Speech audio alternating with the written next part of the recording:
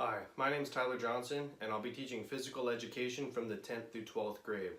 The objective for today's lesson will be to learn about the principles of training and then learn how to use these principles of training when designing an exercise program.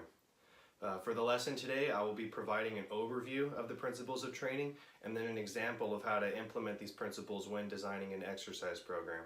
This video can be used by my students who may have missed class or who just want further review on the subject. Alright students, we will now learn about the principles of training. The principles of training are fundamental when it comes to developing a sound exercise program. Having a deep understanding of these principles will help you create a more effective exercise program and will help you achieve what you're trying to achieve in terms of your fitness goals. So the first principle we're going to go over is the principle of specificity. Now this principle is also called the SAID principle, and that acronym stands for Specific Adaptation to Imposed Demands. And this principle basically explains why runners run, why weightlifters lift weights, and why bicyclists cycle. Because the type of training you do will enhance your ability to do that specific type of training.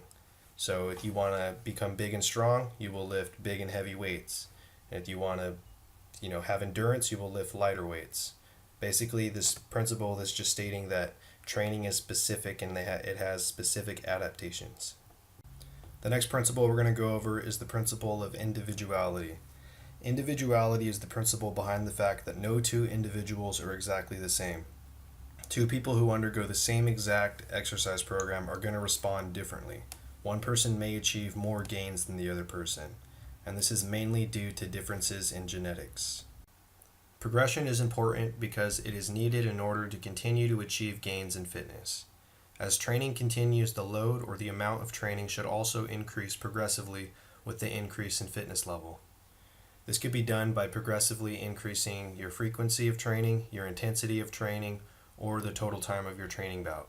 You could also progressively increase all three of these at the same time. Overload refers to the process of providing a greater stress or load on the body than it is used to in order to increase fitness. This can be combined with the progression principle to form the term progressive overload. The adaptation principle can be described by how over time the body becomes accustomed to exercising at a given level. This adaptation results in improved efficiency, less effort, and less muscle breakdown at that level. So after lifting a dumbbell 10 times for 3 sets every couple of days and doing that for a couple weeks to a couple months, sooner or later it's going to get a lot easier to lift that dumbbell, and that's because the body has formed an adaptation in response to that repeated stimuli or load that was put on the body. The recovery principle is based on the fact that athletes need adequate time to rest and recover following a training bout. Recovery is important and needed as athletes need adequate time for fatigue to dissipate so that an adequate training load can be achieved. If not enough time is allowed for recovery, performance will decrease and the stimulus needed to achieve adaptations will not be met. The principle of reversibility is based on how an athlete can lose the effects of training when they stop training and can gain the effects when they begin to train again. This process of losing the effects of training is called detraining, and this may occur in as little as 2 weeks or even sooner following the cessation of training.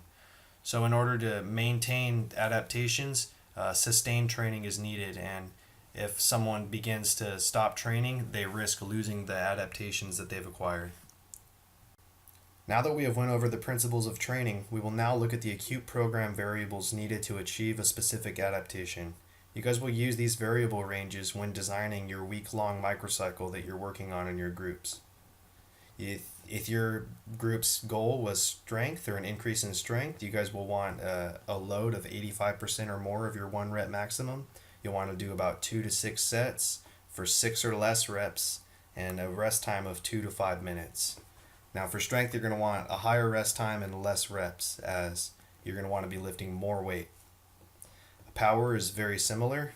Single effort would be for a sport such as shot put or discus, where it's just one single maximum effort, and then for multiple efforts would be for a sport such as football, where there's a lot of high impact plays and there's multiple amounts of them.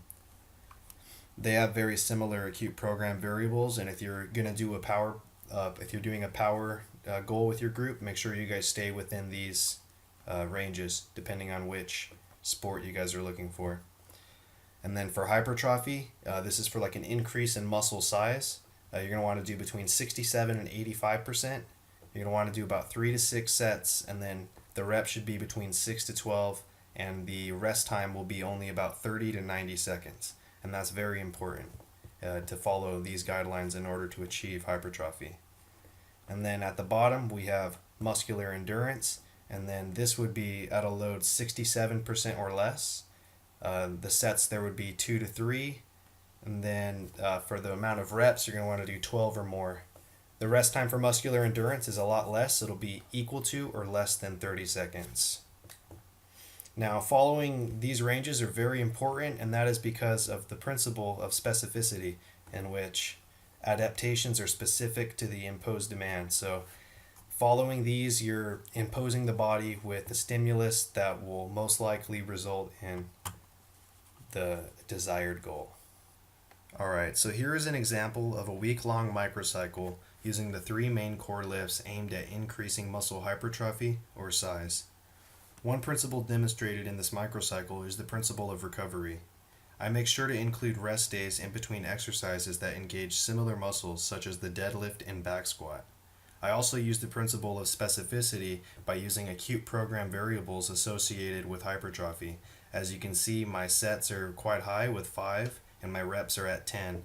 I also have my load within this 75%, which is well within the 67 to 85% required for muscle hypertrophy.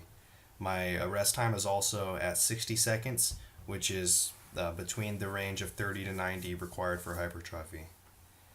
Make sure you guys refer to this example and the rest of the PowerPoint while you guys are designing your week-long microcycles. And also don't forget to use the principles of training to provide rationale for why you guys made your decisions in your week-long microcycle.